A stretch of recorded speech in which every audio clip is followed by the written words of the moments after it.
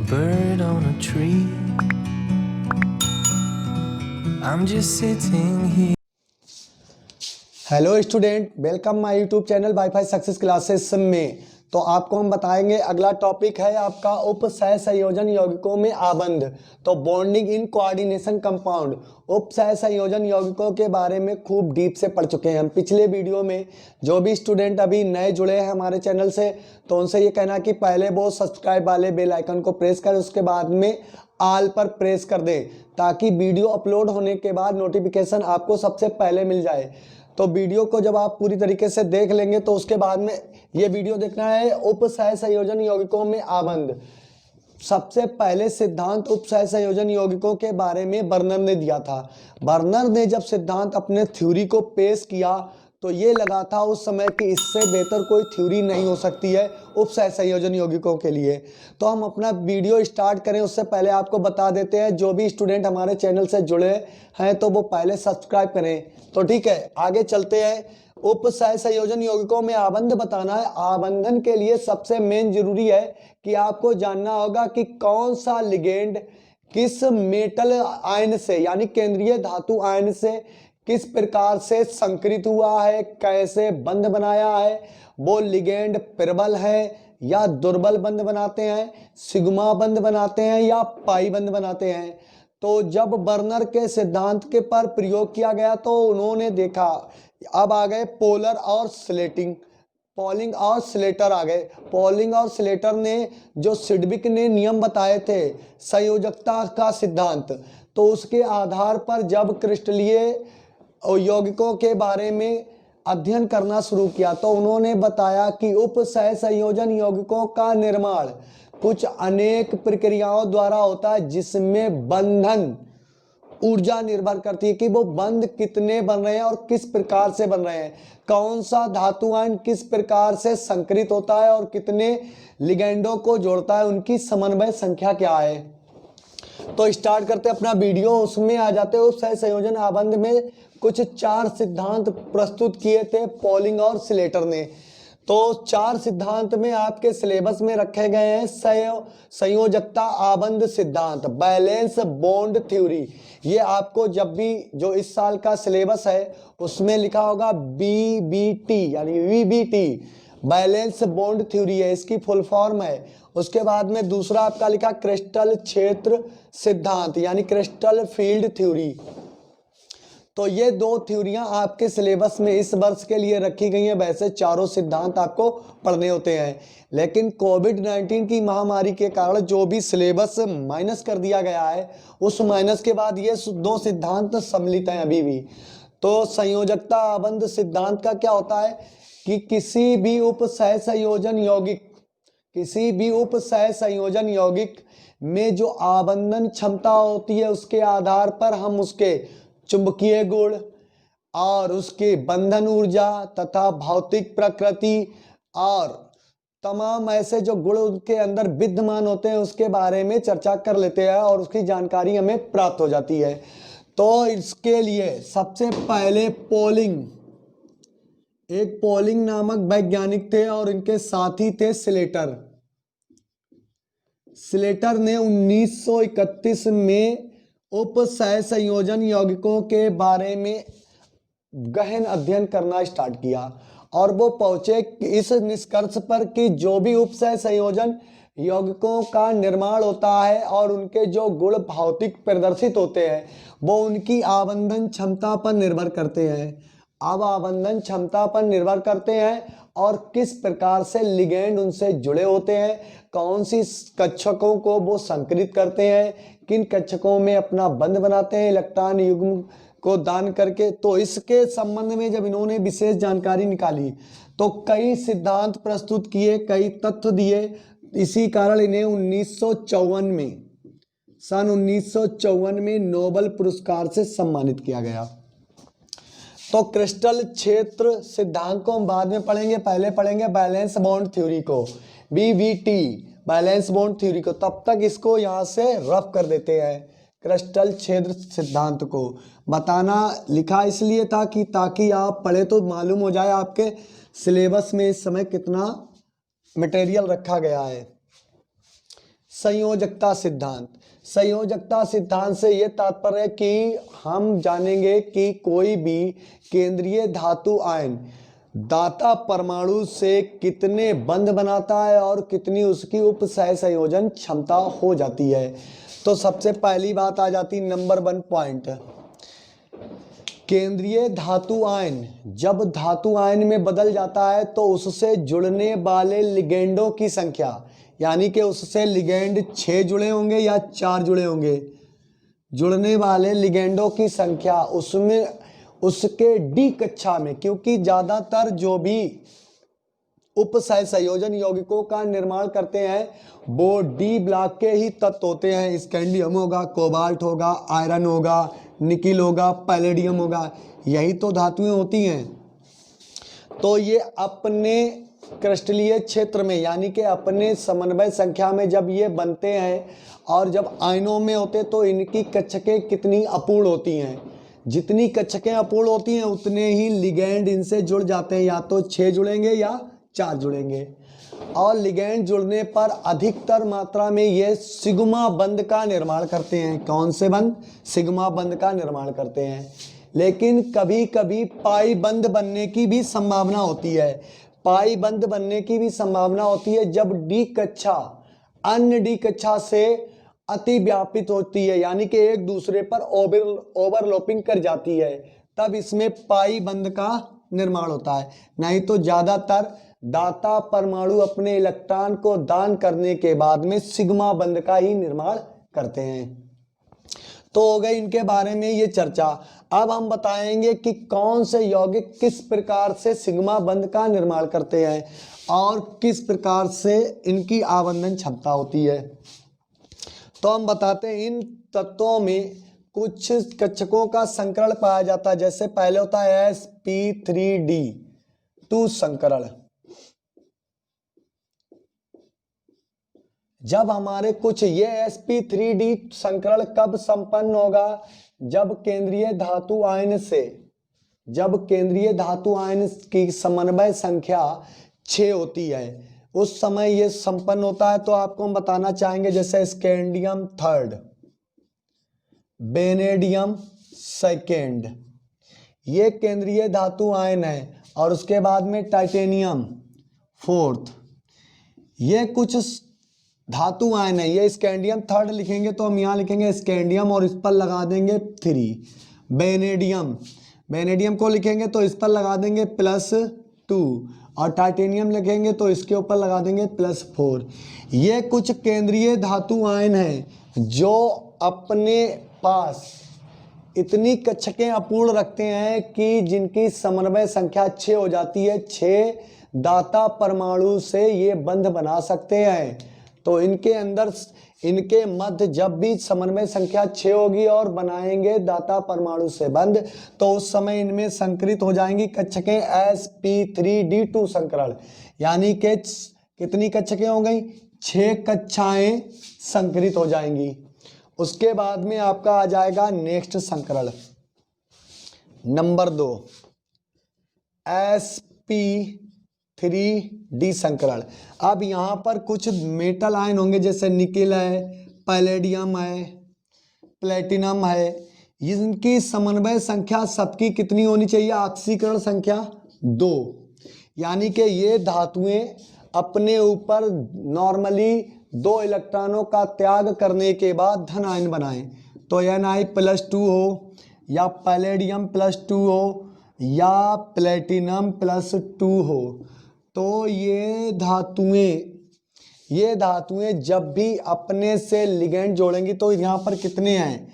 1 2 1 और 3 4 4 और 1 5, यानी कि इसमें 5 कक्षकें रिक्त होंगी।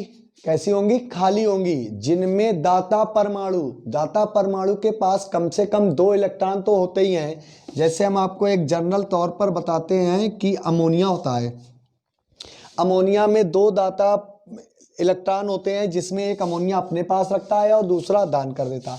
ऐसे ही वाटर यानी जल में ऑक्सीजन परमाणु पर 1 इलेक्ट्रॉन युग्म होता है। 1 इलेक्ट्रॉन केंद्रीय धातु आयन को देता है, 1 खुद के पास रखता है और उपसह संयोजन बंध का निर्माण कर लेता है।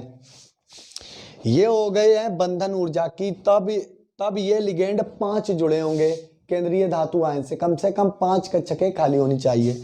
उसके बाद में आपका आ जाता है एस नंबर 3 sp3 संकरण।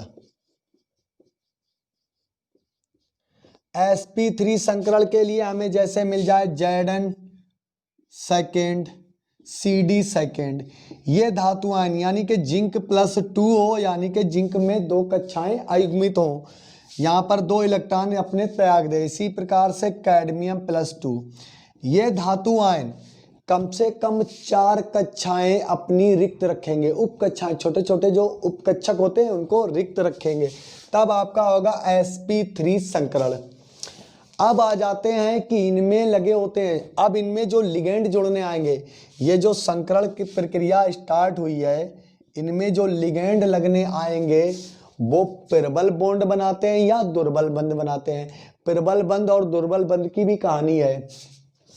अब आपको यहाँ संकरण खत्म करके फिर उसके बाद में संकरण बताएंगे किस प्रकार से होता है। इसको रब कर देते हैं।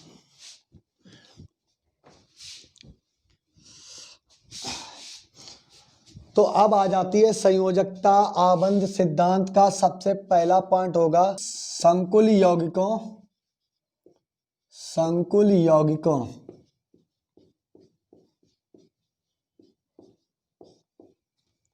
की ज्यामिति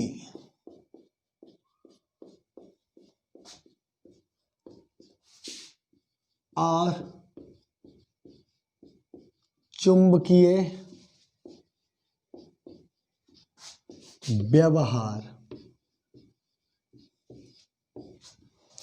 तो ये टॉपिक आपका होगा इन्हीं यौगिकों पर आबंधन क्षमता पर ही आधारित है, इसी के अंतर्गत है ये टॉपिक। तो यहाँ पर बोलेंगे संकुल यौगिकों की ज्यामिति और चुंबकीय व्यवहार। तो सबसे पहले संकुल यौगिकों की ज्यामिति और चुंबकीय व्यवहार का सबसे बड़ा रीजन है कि किसी भी केंद्रीय धातु आयन यानी कि सेंट्रल मेटल आयन CMI से जो लिगेंड जुड़े हुए हैं उनके द्वारा केंद्रीय धातु आयन से युग्मन पूर्ण हुआ है या नहीं। जो लिगेंड युग्मन को पूर्ण कर जाते हैं, पूरा हो जाता है जिनका युग्मन, तो वो बनाते हैं प्रबल, वो कहलाते हैं प्रबल लिगेंड। और जिनका युग्मन ठीक से नहीं हो पाता है वो दुर्बल लिगेंड कहलाते हैं। तो यहाँ पर सबसे पहला पॉइंट होगा प्रबल लिगेंड और दूसरा पॉइंट होगा दुर्बल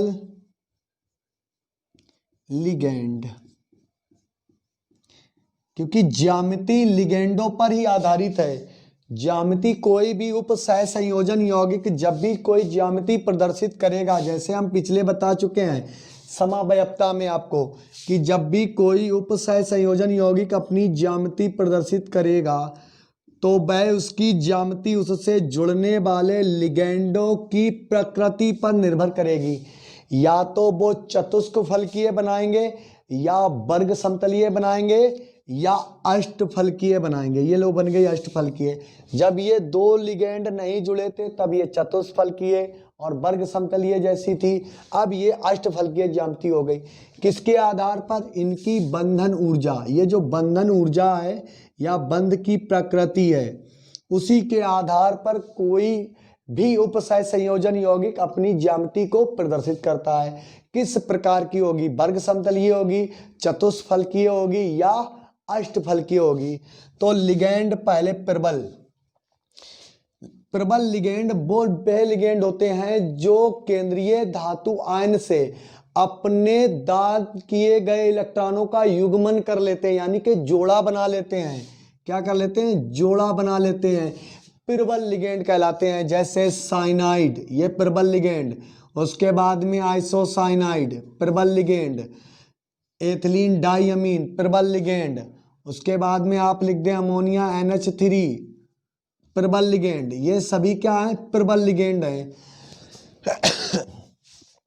जो अपने इलेक्ट्रॉनों का युग्मन केंद्रीय धातु आयन से पूर्ण कर लेते हैं, प्रबल लिगेंड कहलाते हैं। और भी एग्जाम्पल हैं लेकिन इतने ही काफी हैं। उसके बाद में दुर्बल लिगेंड, ऐसे दाता परमाणु जो केंद्रीय धातु आयन से अपने इलेक्ट्रॉनों का युग्मन पूर्ण नहीं कर पाते हैं दुर्बल लिगेंड कहलाते हैं। जैसे आपको बताएं फ्लोरीन, उसके बाद में वाटर, क्योंकि वाटर को अगर थोड़ा सा भी हमने गर्म कर दिया तो वाटर छोड़ने के चांस होते हैं, उड़ जाने के चांस होते हैं, वेपराइज हो जाने के चांस होते हैं। इसी प्रकार से हम लिख सकते हैं कार्बन मोनोऑक्साइड, ये कार्बोनिल होता है। तो ये कुछ लिगेंड है जो केंद्रीय धातु आयन से अपने इलेक्ट्रॉनों का युग्मन यानी जोड़ा सही से नहीं बना पाते, क्या कहलाते हैं? दुर्बल लिगेंड कहलाते हैं। और इनकी आकृति इनकी प्रकृति पर ही निर्भर करती है। प्रबल लिगेंड बने होंगे, जुड़े होंगे तो आकृति बहुत स्थायी होगी, वर्गाकार हो, चाहे वो समतलीय हो चाहे चतुष्फलकीय हो। आकृति की तो ही महत्व बात है, क्योंकि उप सहसंयोजन यौगिकों में आबंधन तभी पूर्ण होगा जब उसकी आकृति मजबूत होगी। ठीक है, अब उप सहसंयोजन यौगिकों की ज्यामिति के बारे में आपको पता चल गया। आप बताते हैं चुंबकीय व्यवहार। और एक बार इससे पहले एक और बात कंफर्म कर देते हैं आपके लिए कि उप सहसंयोजन यौगिकों की ज्यामिति तभी प्रदर्शित होती है, उनकी समन्वय संख्या पर भी निर्भर करती है। समन्वय संख्या, जैसे ये उप सहसंयोजन यौगिक है, इसकी समन्वय संख्या 6 है। और उप सहसंयोजन यौगिक आ जाए तो जिनमें 4 लिगेंड लगे होंगे, हम जैसे लिख दें NiCO का होल 4, ये 4 लिगेंड लगे हैं, इनके ऊपर निर्भर करती है। बात है कि कोई भी केंद्रीय धातु आयन अपने कितने इलेक्ट्रॉनों को त्याग कर और अपने कितने इलेक्ट्रॉनों को त्यागने के बाद कैसा आयन बनाए, क्योंकि Fe एक मेटल, ये Fe+2 भी बनाता है और Fe+3 भी करता है। तो इनमें जुड़ने वाले लिगेंडों की संख्या भिन्न भिन्न हो जाएगी, कभी 4 जोड़ेंगे तो कभी 6 जोड़ लेंगे। ठीक है, अब ये भी निर्भर करेगा कि लिगेंड प्रबल जुड़ रहे हैं या दुर्बल जुड़ रहे हैं। दुर्बल लिगेंडों की स्थिति होती है वो स्थायी नहीं होती है, लेकिन प्रबल लिगेंड जब जुड़ते आके हैं अपने इलेक्ट्रॉनों का युग्मन करते हैं तो उनकी स्थिति स्थायी हो जाती है। अब आगे बताते हैं चुंबकीय व्यवहार, इसको रफ कर देते हैं। उप सहसंयोजन यौगिकों में कोई भी संकुल आयन हो या संकुल यौगिक हो जिनमें अयुग्मित इलेक्ट्रॉन, क्या चीज? अनपेयर्ड, अयुग्मित, बिना जोड़े के इलेक्ट्रॉन, अयुग्मित इलेक्ट्रॉन पाए जाते हैं, वो अनुचुंबकीय होते हैं। अनुचुंबकीय। और जिनमें युग्मित इलेक्ट्रॉन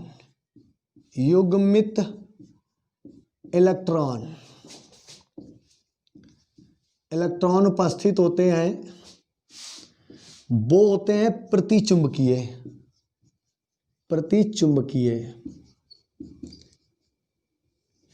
ये होता है डाईमैग्नेटिक, ये होता है पैरामैग्नेटिक। तो जिन उप सहसंयोजन यौगिकों में अयुग्मित इलेक्ट्रॉन उपस्थित होते हैं या आयनिक रूप में होते हैं, आयनिक कंपाउंड होते हैं, आयनिक कंपाउंड जब होंगे तो वो कैसे गुण प्रदर्शित करेंगे? अनुचुंबकीय। जब हम इनको चुंबकीय क्षेत्र में लटकाएंगे, ऐसे यौगिक जिनमें अनपेयर्ड इलेक्ट्रॉन उपस्थित हो तो इनको चुंबकीय क्षेत्र में लटकाएंगे तो ये कैसा गुण प्रदर्शित करेंगे?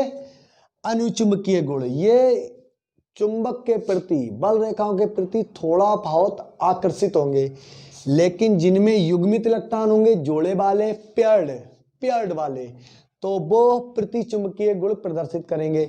जब इनको हम चुंबकीय क्षेत्र में लटकाएंगे तो ये चुंबकीय बल रेखाओं के प्रतिकर्षित होंगे, धक्का देंगे, इधर से उधर हट जा भाई, हमारा कोई काम नहीं यहाँ पर है, तो ये कहलाएगा प्रतिचुंबकीय गुण।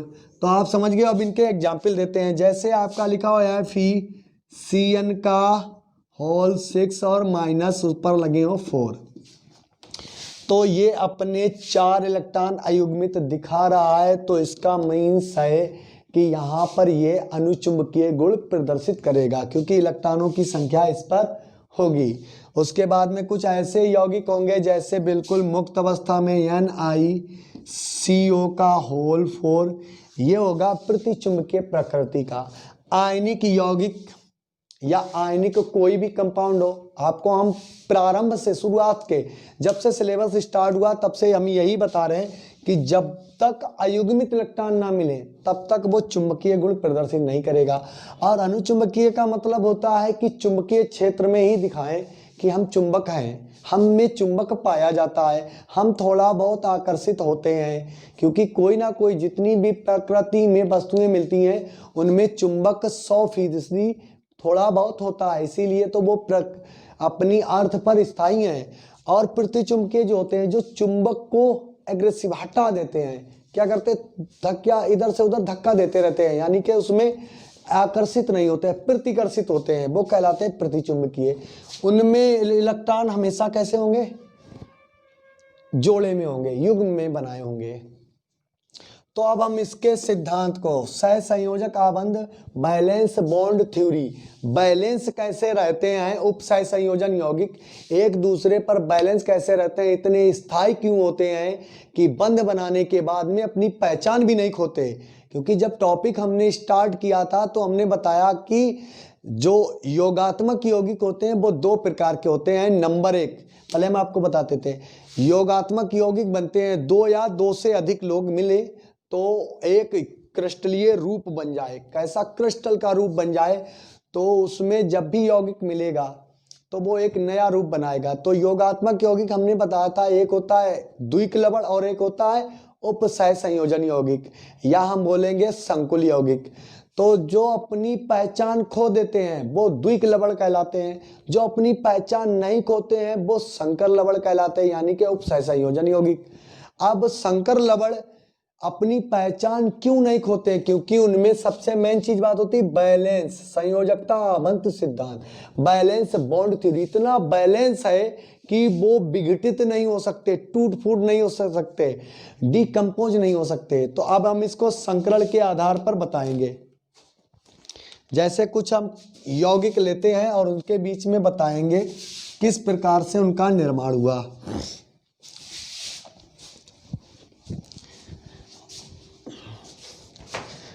तो सबसे नंबर 1 पॉइंट होगा पहला आपका एफिसियन का होल 6 और -4। इसका मतलब है हेक्सा, इसका नाम लिख देते हैं हेक्सा साइनो, और ये है फेरस, बदल जाएगा फेरेट में। जिस स्टूडेंट ने ये आईपीएससी नेमिंग सिस्टम नहीं सीखा है तो हमारे पिछले वीडियो में जाएं, प्लेलिस्ट में ढूंढेंगे तो आपको मिल जाएगा उप सहसंयोजन यौगिकों में आईपीएससी नाम तंत्र, और आपको ही सीखना है। यदि हमारा ये वीडियो आपको बहुत ज़्यादा इंप्रेसिव लग रहा है तो वीडियो को लाइक करें यार, लाइक कर दिया करो, तो वीडियो को लाइक करें। और जो भी नए स्टूडेंट हैं तो वो पहले धैर्य से पढ़ते रहें, उसके बाद में आपको समझ में आ जाएगा, क्योंकि ये एक ऐसा प्लेटफॉर्म है हमारा चैनल जहां पर आपको ब्रिलियंट बनाया जाएगा। देख लेना, रिजल्ट आने पर ये निष्कर्ष आपके सामने होगा, और जो चूक जाएगा इस साल तो वो हमेशा पछताएगा, काश हम पहले से जुड़े होते तो कुछ नया रिजल्ट सामने होता है। तो फिर आ जाते हैं अपने टॉपिक पर, हेक्सासाइनोफेरेट, फेरेट लिखेंगे। अब इसकी लिखेंगे ऑक्सीकरण संख्या। तो हमने ऑक्सीकरण संख्या निकालना भी सिखाई है, फिलहाल यहाँ पर बता देते हैं। जिसकी निकालते हैं वो केंद्रीय धातु आयन है फेरस, उसको यक्स मान लिया। साइनाइड पर -1 पाया जाता है और बीच में सबके प्लस होता है। साइनाइड की -1 होती है, टोटल साइनाइड लगे हुए 6, इक्वल आ जाता है आपके पावर कितनी लगी है, यानी कि ये ऋणात्मक संकुल यौगिक है। जब हम इसको सॉल्व करेंगे तो -6 -4 इक्वल हो जाएगा +6 -4। जब हम इसको घटाएंगे तो कितना आएगा, टोटल नंबर 2। तो यही 2 ऑक्सीकरण संख्या इसके सामने खड़ी कर देते हैं। चूंकि ये संकुल यौगिक आयनिक है तो हम इसे लिख देंगे इसके आगे आयन। ये हो गया आयन। ये इतना स्थायी, ये +2 निकले हैं, यही आपकी संकरण संख्या, यानी कि इसके ऊपर 2 लगा हुआ है, इसके ऊपर +2, यह भी +2 है, ये तभी इसमें संकरण हुआ। अब ये संकुल यौगिक बना, स्थायी है, बिल्कुल स्थायी है, आयनिक रूप में है लेकिन स्थायी है। जो साइनाइड के 6 लिगेंड जुड़े हैं वो क्यों जुड़े, किस प्रकार जुड़े, कैसी बंधन क्षमता है, इसी को तो हम पढ़ रहे हैं संयोजकता आवंत सिद्धांत, बैलेंस बॉन्ड थ्योरी।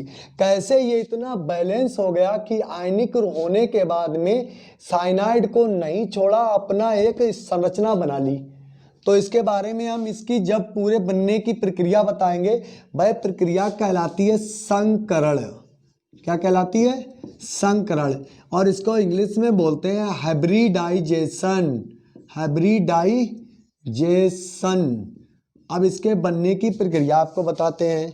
जैसे पहले हम लिखेंगे आयरन, जो फ्री स्टेज में होता है उसमें इलेक्ट्रॉनों की संख्या होती है 26।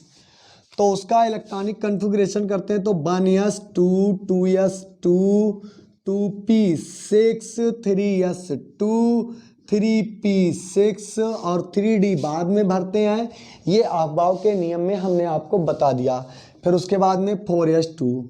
इलेक्ट्रॉन देखते हैं आयरन में कितने हैं, 26 पूरे टोटल करते हैं तो 2 2 4 6 10 और 2 12 6 18 और 2 20 और 6 26 हो गए।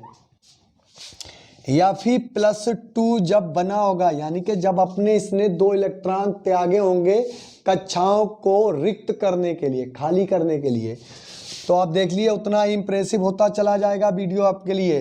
तो यहाँ पर इलेक्ट्रॉन बचे 1s2 2s2 2p6 3s2 3p6 और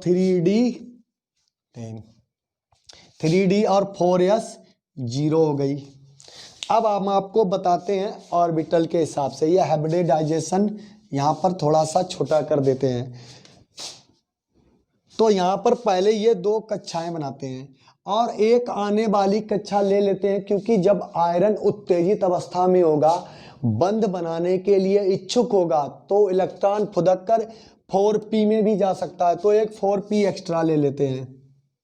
ये लीजिए, एक कक्षा s की हो गई और 3 p की बनाएंगे ये, और एक d और सम्मिलित करेंगे, ये हो गई। तो यस में पहले 2 इलेक्ट्रॉन थे, उसके बाद में डी उल्टी कक्षाएं बना दी हैं। यहाँ पर पहले इसको हम बना ही देते हैं कक्षाएं आपके इसके नीचे ही। तो पहले हम डी की बनाएंगे कक्षा। ये लीजिए 1 2 3 4 और 5 हो गई। और यहाँ पर यस, और यहाँ पर एक p इसलिए ले लेते हैं क्योंकि आने वाली अगली कक्षा 4p ही होगी। इलेक्ट्रॉन अगर फुदक कर जाएगा, बिखर जाएगा, तो p कक्षा से आगे नहीं बढ़ सकता है। तो यहाँ पर ये कक्षा एक और ले ली। ये आपकी डी कक्षा की आकृति है, ये यस की है और ये p की है। तो आप इलेक्ट्रॉन भरेंगे 4s में कितने 1 है, ठीक है, एक जोड़ा है, और 5 3d में 6 हैं। तो 6 इलेक्ट्रॉनों को भरेंगे हुंड के नियमानुसार। ये 6 इलेक्ट्रॉन भर गए।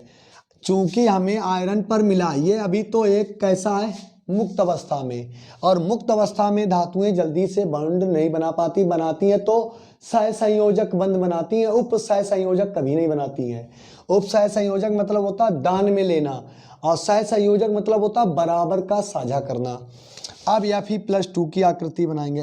Fe+2, इलेक्ट्रॉन बचे हैं केवल 24।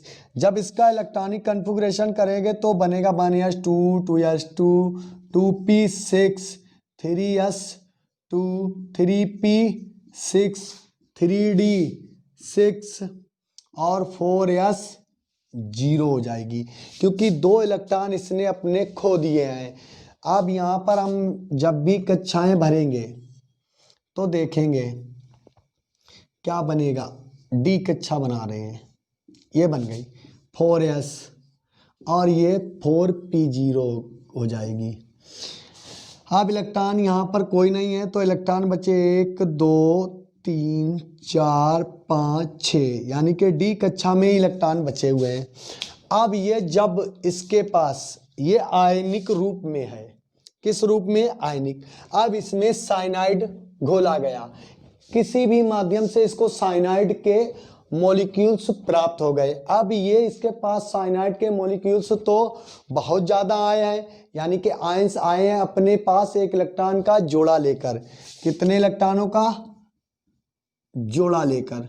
बहुत से आयन है, लेकिन उनमें से ये अपने से जोड़ कितने सकता है, वही तो इसका संकरण है, वही तो इसका बंधन प्रक्रिया है, जो बैलेंस बॉन्ड थ्योरी है। कितने साइनाइड जोड़ सकता है देखिए, तो Fe प्लस CN होल 6 माइनस 4 6 की उत्तेजित अवस्था, उत्तेजित अवस्था जब ये बंध बनाएंगे, उत्तेजित अवस्था में क्या होता है, इलेक्ट्रॉन युग्मन करने लगते हैं, यानी कि ज़्यादा से ज़्यादा कक्षाएं खाली करना चाहते हैं, सीटें इतनी खाली करना चाहते हैं कि ज़्यादा से ज़्यादा साइनाइड को हम जोड़ लें।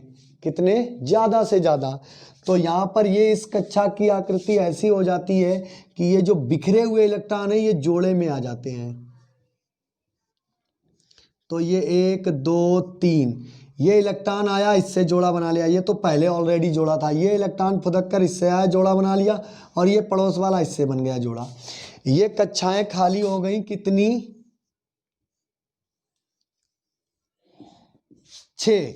देखिए 1 2 3 4 5 6 कक्षाएं खाली हो गई, और यहाँ लिगैंड कितने लगे हुए हैं, 6 ही लिगैंड लगे हुए हैं। तो एक साइनाइड आएगा, अपने 2 इलेक्ट्रॉनों को देगा। हम साइनाइड के इलेक्ट्रॉन 2 दिखा रहे हैं, जैसे यहाँ पर है। साइनाइड तो बहुत मात्रा में आए होंगे, क्योंकि आयनिक सॉल्यूशन में घोला जाता है, क्रिस्टल बनाना है। तो एक साइनाइड आया और इससे जुड़ गया, दूसरा साइनाइड आया, जुड़ गया, 2 इलेक्ट्रॉन लेकर आना चाहिए कम से कम, तीसरा आया, इससे जुड़ गया, चौथा इससे, पांचवा इससे, और छठवां साइनाइड यहाँ जुड़ गया। ये साइनाइड टोटल यहाँ जुड़ गए। अब साइनाइड किन किन कक्षाओं में जुड़े हैं तो उसकी गिनती बताते हैं। डी की 2 कक्षाएं हैं, कितनी है, डी की 2 कक्षाएं यहाँ लिखे देते हैं, और यस की 1 है, और पी की 3 है। तो इसको हम सही क्रम में लिखेंगे तो लिखेंगे sp3d2 संकरण या हाइब्रिडाइजेशन। अब देख लीजिए लिगेंड कितने लगे हुए हैं, 6 लिगेंड लगे हुए हैं। इसी को हम कहते हैं जितनी कक्षाओं से साइनाइड जुड़ गया है वही उसका संकरण प्राप्त कर लेती हैं। तो इसे हम क्या बोलेंगे, sp3d2 संकरण, या बोलेंगे d2sp3 संकरण, हाइब्रिडाइजेशन। इस प्रकार से किसका निर्माण होता है, संकर यौगिकों का निर्माण होता है। आगे हम बताते हैं। अब तो एक एग्जाम्पल हुआ है, किसका हुआ है, फेरस हेक्सासाइनोड का। कितने लिगेंड लगे, 6। इसी प्रकार से हम दूसरे यौगिक का बताते हैं।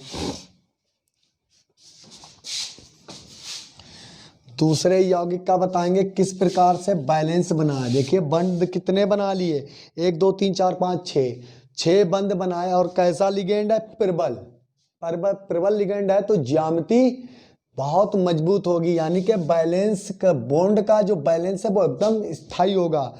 जो बैलेंसी होगी, आबंधन क्षमता बहुत मजबूती होगी उसमें।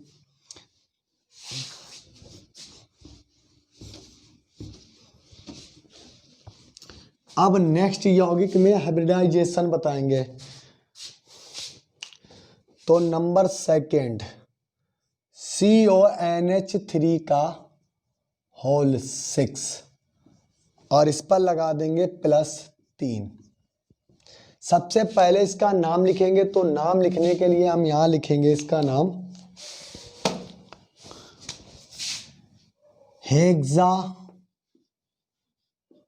हेक्साएमीन। यहाँ अमोनिया को एमीन बोला जाता है, और वो लगे कितने हुए लिगेंड, 6 हेक्सा अमीन। और बोलेंगे कोबाल्ट, कोबाल्ट का नाम कोबाल्ट ही रहेगा, क्योंकि अमीन एक उदासीन लिगेंड है, और अमीन के नाम में कोई बदलाव नहीं आएगा। अब धातु आई तो हमें धातु की ऑक्सीकरण संख्या निकालनी होगी, तो हम लिखेंगे कोबाल्ट के लिए X, बीच में लगाएंगे प्लस।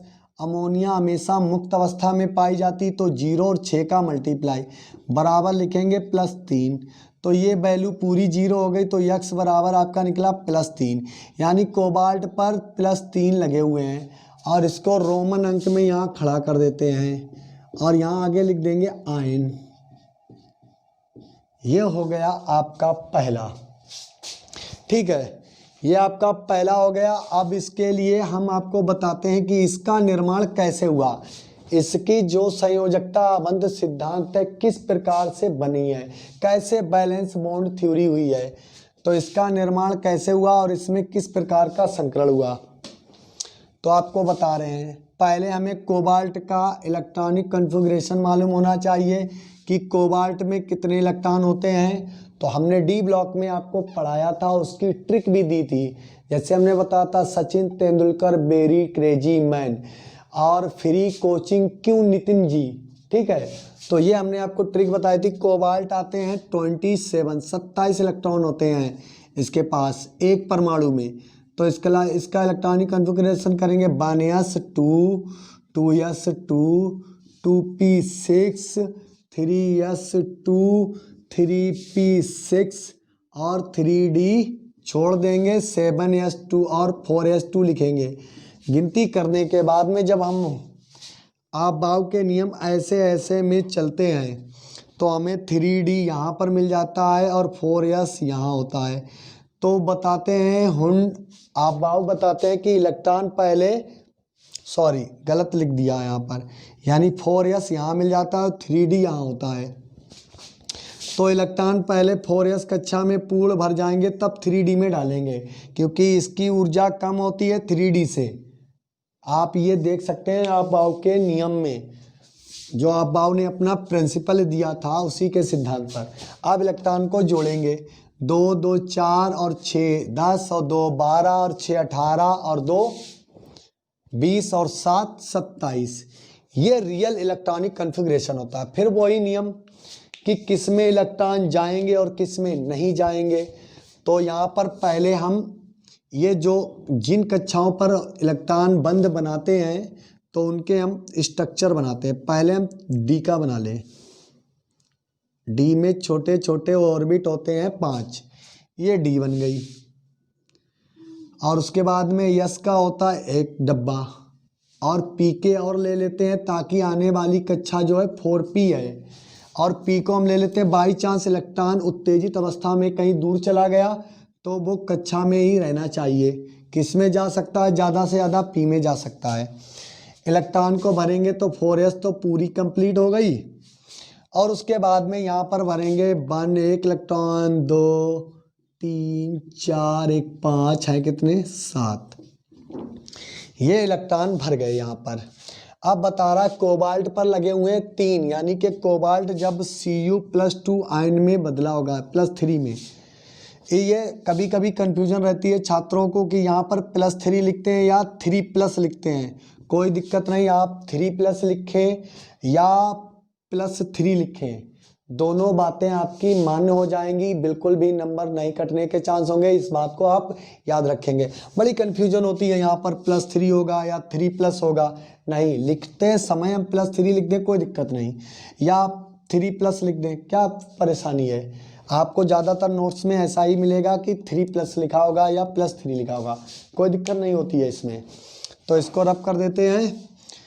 इलेक्ट्रॉन जब 27 में से 3 कोबाल्ट ने खो दिए तो कितने बच्चे 24।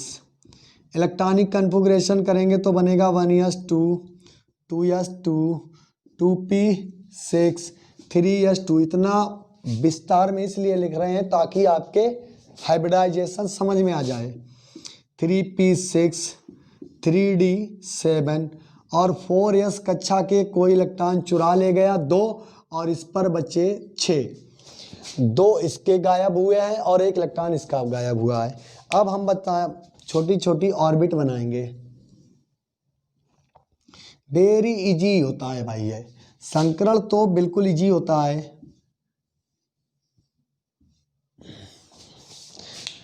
तो हम इसके इलेक्ट्रॉनों को भरेंगे। इसका तो भाई 0 0 हो गया, कुछ बचा ही नहीं, तो इसमें बचे हुए 6 इलेक्ट्रॉन भर दिए हमने।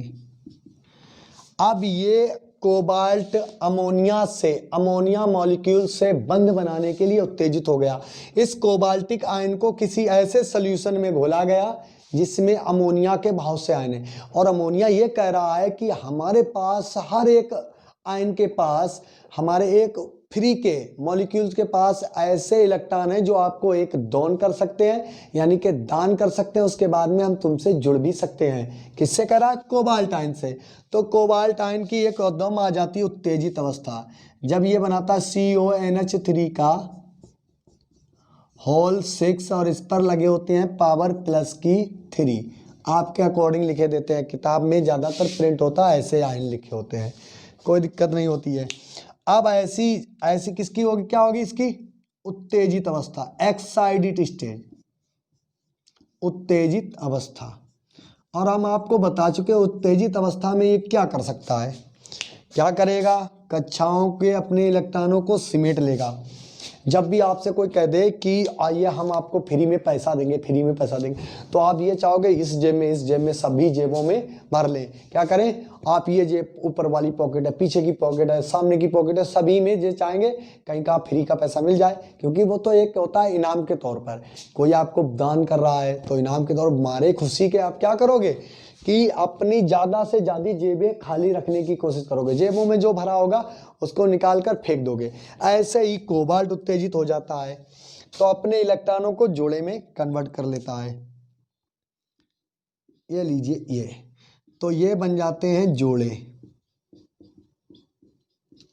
अब ऑर्बिट कितनी खाली हो गई? 2 तो ये और एक ये और एक ये। अब देखिए कोबाल्ट ने उत्तेजित होकर कितने ऑर्बिट खाली कर लिए, यानी कि इनको हम जेब, कमरा, घर कुछ भी कह सकते हैं। बस सीखने के लिए, याद करने के लिए कोई भी तरीका अपनाओ, कितना भी देसी क्यों ना हो, कितना भी मजाकिया क्यों ना हो, बस ज्ञान का प्रसार होना चाहिए, बढ़ोतरी होनी चाहिए, ग्रोथ होनी चाहिए, न कि घट जाना चाहिए। ज्ञान को हमेशा बढ़ाने के तरीके ढूंढा करो। क्या ढूंढा करो? तरीके। किस तरीके से हम सिलेबस को अपने याद कर सकते हैं। हमारा तरीका जो है हम उससे आपको बता दें, आपको कुछ बेटर लगे तो उसको भी एक्सेप्ट कर लें। ऐसा नहीं होता हमने ही बनाया है तो वो ज़्यादा बेहतर है, ऐसा कुछ नहीं होता है। अगर आप पढ़ना चाहते हैं तो कोई भी तरीका हो, बस जब लिखते समय आपका तरीका बिल्कुल सही होना चाहिए, समझाने के हिसाब से, आपको खुद के लिए समझने के लिए, माइंड में किसी बात को स्थायी करने के लिए कोई तरीका ऐसा हो जिससे आप बहुत अच्छे तरीके से सीख जाते हैं। दिनचर्या की बात में तो उसे अपना लीजिए, जो बातें आपको ज़्यादा अच्छी लगती हो उस तरीके से अपना लिया। हमने बताया ये जेब मान लें आपकी पॉकेट की जेबें सभी खाली कर ली, तो आया अमोनिया, क्या करेगा? 2 इलेक्ट्रॉन लाया। अब अमोनिया के इलेक्ट्रॉन और यहाँ पर आकर ऐड हो गया NH3, एक यहाँ पर आया, एक यहाँ ऐड हो गया, एक S कक्षा में आकर बैठ गया, सभी कक्षाओं को भर लेगा, और एक बैलेंस यानी कि क्रिस्टल फील्ड बन जाएगा, क्षेत्र बन जाएगा। और जितनी कक्षाओं पर ये इसने कब्जा कर लिया है भाई, इसका क्या कहलाएगा? देखिए D की कितनी है? 2 कक्षाएं, तो D2। S की कितनी है? सिंगल, घात नहीं लगाएंगे, चाहे तो 1 लगा दें। P की कितनी है? 3, तो sp3, D2sp3। सही से लिखेंगे तो क्या लिखेंगे? sp3d2, क्या लिखेंगे? संकरण, है ना आसान। और यदि हमारा वीडियो ये आपको बहुत ज़्यादा पसंद आ रहा है तो वीडियो को लाइक करें, और जो भी हमारे चैनल से नए स्टूडेंट जुड़े हैं उनसे पहले ये कहना है कि पहले वो चैनल को सब्सक्राइब कर लें, बेल आइकन को प्रेस कर लें, अपने मित्र बंधुओं को बताएं, ताकि इससे आपको बहुत अच्छी जानकारी मिलती है।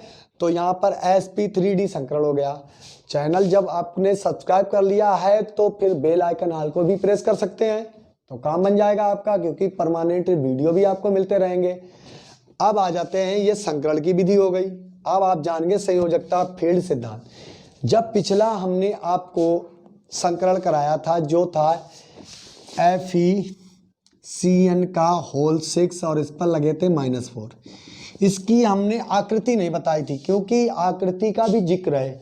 देखिए जब भी कोई संयोजकता बॉन्ड बनेगा, यहाँ पर संयोजकता आबंध सिद्धांत लागू होगा तो वो उसके क्षेत्र को भी बताएगा, कितना क्षेत्र फैलाए हुए है।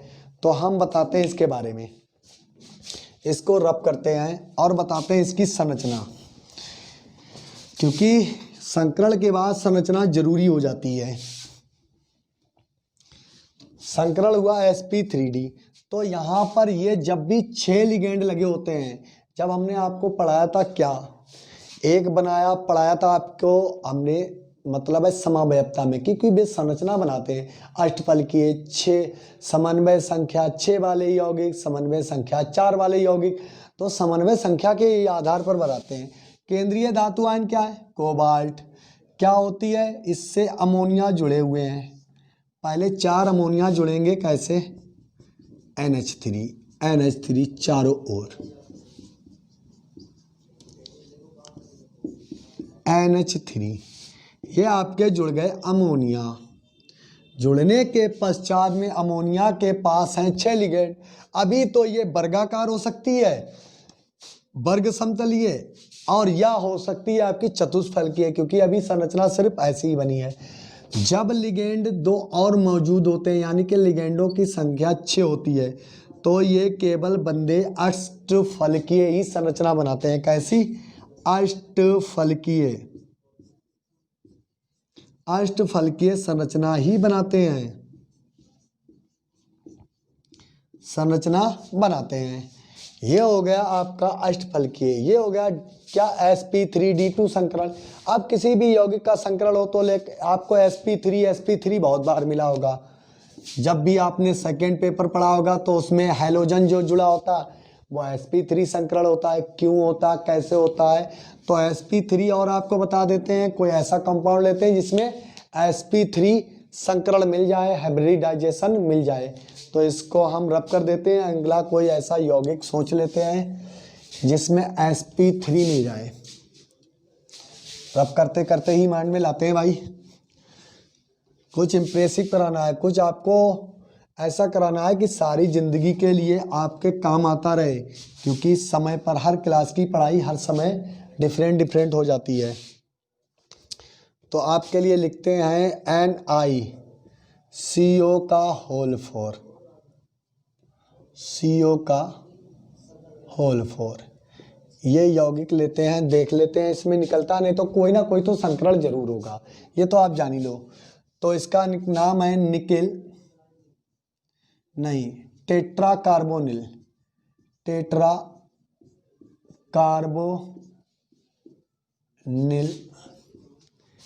निकेल। और इसकी आप जो उपसह संयोजन संख्या होगी 0 होगी, क्योंकि ये इक्वल 0 है। निकेल और कार्बन मोनोऑक्साइड 0 स्टेज में होता है, तो निकेल को हम X मान लें तो ये 0 मिलेगी। तो अब आपको बताते हैं कैसे इसमें संकरण होगा। तो लिखते हैं निकेल कॉपर जिंक, यानी कि इसमें होंगे 28 इलेक्ट्रॉन। इसका हम इलेक्ट्रॉनिक कन्फिगरेशन करेंगे 1s2 2s2 2p6 3s2। इससे क्या हो रहा है? आपका इलेक्ट्रॉनिक कन्फिगरेशन भी रिवीजन हो रहा है। तो 3p6 3d को नहीं बनेंगे, 4s2 भर देंगे। 28 इलेक्ट्रॉन भरने हैं। 28 इलेक्ट्रॉन का मीन है, यहाँ पर भर देंगे क्या हम? 8 और 2। अब देख लीजिए, 2 2 4 और 6 10 और 2 12 6 18 2 20 8 28। अब इसका हम संकरण निकालते हैं, तो इसकी कक्षाएं बनाएंगे। तो यहाँ पर 1 2 3 4 5 और ये बन गया एक s ऑर्बिट, और उसके बाद में एक p बना देंगे। ये लीजिए बन गया। इलेक्ट्रॉन भरेंगे भाई, 2 तो इसमें है और एक इसमें है, और ये भर देंगे 3 4 5 8 भरने हैं। सॉरी, कहाँ तक भर डाले? ये हो गया इसका। इस प्रकार से जब निकिल आता है उत्तेजित अवस्था में, इसके 2 अनपेयर्ड इलेक्ट्रॉन है। कितने? अनपेयर्ड। और उत्तेजित अवस्था में जब ये किससे जोड़ेगा? CO से। तो निकिल में क्या हो जाएगा? उत्तेजित अवस्था, यानी कि अब डायरेक्ट हमारा आयन तो बना नहीं, तो हम उत्तेजित अवस्था ही लिखेंगे डायरेक्ट। Ni, यानी कि 28 इलेक्ट्रॉन के 28 रहेंगे, लेकिन उत्तेजित अवस्था में, और लिख देंगे NiCO4 की उत्तेजित अवस्था। जब आयन बनता है कोई मॉलिक्यूल्स, तो हम उत्तेजित अवस्था लिखते हैं। यहां पर इसकी ऑक्सीकरण संख्या कितनी निकली? 0, यानी कि इसने आयन तो बनाया ही नहीं। तो कैसे यहां पर हो गया? उत्तेजित अवस्था। अब उत्तेजित अवस्था ये इसकी आ गई है तो हम इलेक्ट्रॉनों का क्या होता है, ज़्यादा से ज़्यादा खाली करने। अभी तो देखो 1 2 3 4 5 6 कक्षाएं पूरी भरी हुई हैं, लेकिन एस के इलेक्ट्रॉन खींचकर किस में आ जाते हैं, डी कक्षा में। अब हम बनाते हैं इसकी उत्तेजित अवस्था, थोड़ा और बड़ा बनाते हैं क्योंकि यहीं पर तो आपको मेन चीज़ समझनी है। ये एस है और ये आपकी एक एक्स्ट्रा वाली जो लेते हैं वो पी है। तो ये 1 2 3 4 और 5, पहले ये 1 इलेक्ट्रॉन 2 3 4 5 और 3 जोड़े 1 2 3 तो पहले से बने, ये जोड़ा 1 2 3 बन गए जोड़े। ये इलेक्ट्रॉन एस का फुदक कर इस कक्षा में आ गया तो यहाँ जोड़ा, ये इधर फुदक कर आ गया तो यहाँ जोड़ा। अब ये डी कक्षा पूरी फुल हो गई, बची कौन सी, एक यस बची है और 3 पी बची हुई। अब आएगा कोबाल्ट दौड़ता हुआ, यानी कार्बोनिल दौड़ता हुआ आएगा, 2 इलेक्ट्रॉन लाएगा, यहाँ पर जुड़ जाएगा Cn, 2 इलेक्ट्रॉन लाकर एक यहाँ जुड़ जाएगा, सॉरी CO और 2 इलेक्ट्रॉन यहाँ पर लाकर CO बन जाएगा, 2 इलेक्ट्रॉन यहाँ पर लाकर CO। अब ये देखिए संकरण किस पर हावी हो गया, एक यस और 3 पी की, एक यस और 3 पी यानी कि sp3, एक यस की कक्षा है और पी की 3 है तो sp3 संकरण, sp3 हाइब्रिडाइजेशन। तो इस प्रकार से संयोजकता आबंध सिद्धांत आपका कंप्लीट होता है। आप चाहे जिस बुक में देखेंगे आपके सिलेबस में ये लागू किया गया है। मिलते हैं नेक्स्ट वीडियो में नेक्स्ट टॉपिक के साथ। और वीडियो अगर आपको पसंद आया हो तो अपने फ्रेंड सर्कल में, जो भी पुराने स्टूडेंट हैं वो अपने फ्रेंड सर्कल में तुरंत सब्सक्राइब वीडियो को शेयर कर दिया करें ताकि उन्हें भी पता चल जाए कि वीडियो अपलोड हो चुका है। मिलते हैं नेक्स्ट वीडियो में नेक्स्ट टॉपिक के साथ, तब तक के लिए धन्यवाद।